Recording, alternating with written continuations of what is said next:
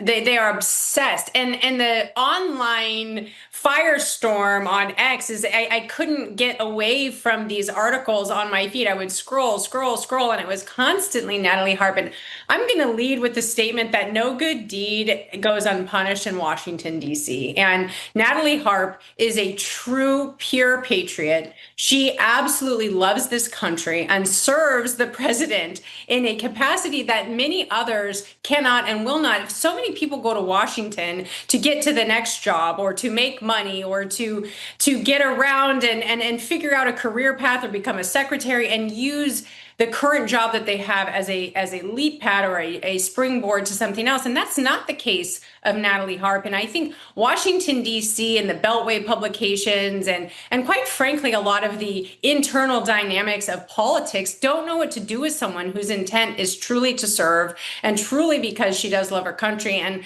I think that the firestorm is so unjust, but it also goes to the greater point that when people don't know how to categorize you or quantify you, they're going to absolutely try to eviscerate you because she doesn't talk to the press, she doesn't leak, and so they're going to make up all these stories about her to try to hope that something sticks, and yet nothing stuck. And his family is very come alongside her. You saw, I don't know if you watched I think it was the Indy 500 where she was there with the family and Eric Trump and his sons. And there just is this vitriol by the left-wing media for her. And I find it a little bit fascinating because it's like, there must be a slow news cycle out here if you have to make this up. And then for John Ossoff, how distasteful to drop something like that and just kind of hope that the bomb goes off and then put your hands up.